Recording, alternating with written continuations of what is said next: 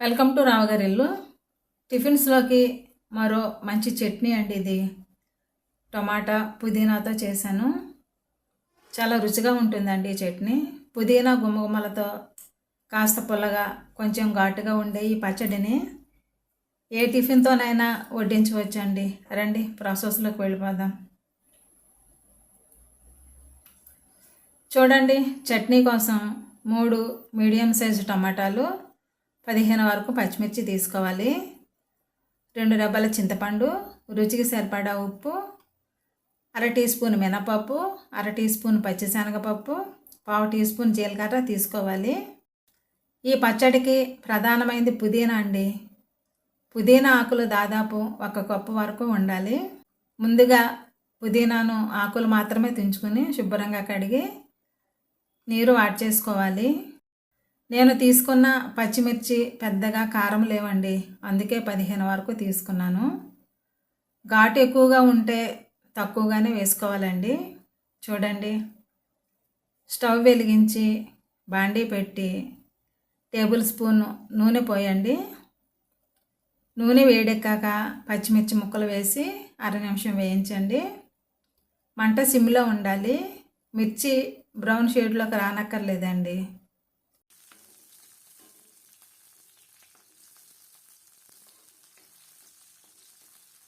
ఇలా వేగితే సరిపోతుంది. దీంట్లో కట్ చేసుకున్న టమాటా ముక్కలు, ఉప్పు వేసి మగ్గించుకోవాలి.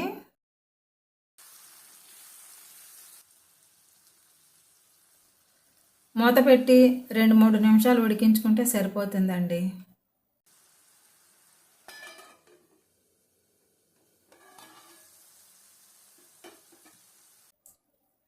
చూడండి, టమాటా ముక్కలు చక్కగా మగ్గాయి.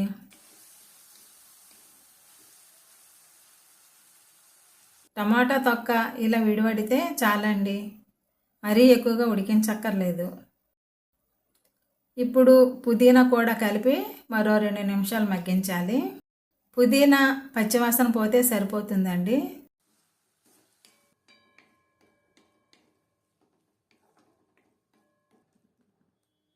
చింతపండును నానబెట్టి గుజ్జు తీసుకున్నానండి. ఆ గుజ్జును కూడా వేసి మూత పెట్టి మగ్గించుకోవాలి. 2 నిమిషాలు అయిందండి. పుదీనా కూడా చక్కగా మగ్గిపోయింది. స్టవ్ కట్టేసి చల్లారనివ్వండి. టమాటా పుదీనా చల్లబడ్డాయండి. ఇప్పుడు దీన్ని మిక్సీలోకి తీసుకుని మెత్తగా రుబ్బుకోవాలి.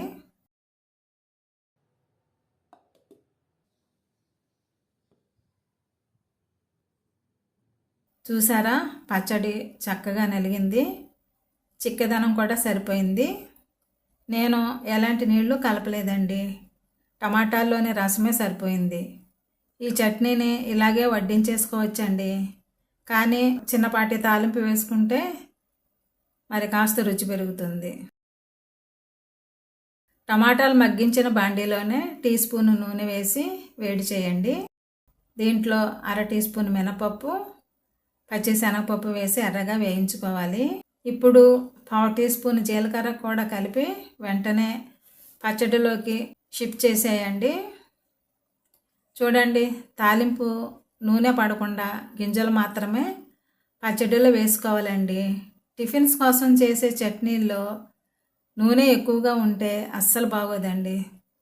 తక్కువ నూనె వాడాలి. మిర్చి టమాటాలు మగ్గించేందుకు ఇప్పటికే టేబుల్ స్పూన్ నూనె వేసాను కదండి, అందుకని ఈ తాలింపు నూనెను వేయట్లేదు. ఇది కూడా కలిపేస్తే ఒకటి వచ్చేస్తుందండి, అందుకని ఇలా వేగిన గింజలు మాత్రమే వేస్తున్నాను. ఈ పచ్చడిలో ఎర్రగా వేగిన మినపప్పు, శనగపప్పు తినేటప్పుడు పంటికి తగులుతుంటే చాలా రుచిగా ఉంటాయండి.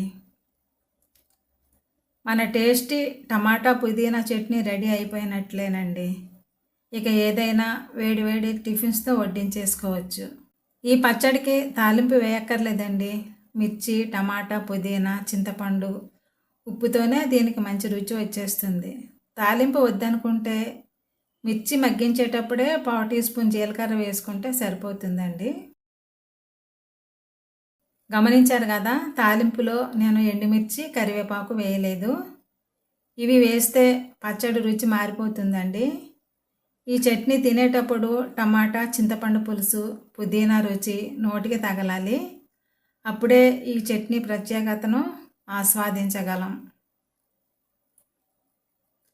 స్పైసీగా, పుల్లగా, పుదీనా వాసనతో గుమగుమలాడే ఈ పచ్చడి ఇడ్లీ, దోశ, ఊతప్పాల్లోకి చాలా బాగుంటుంది.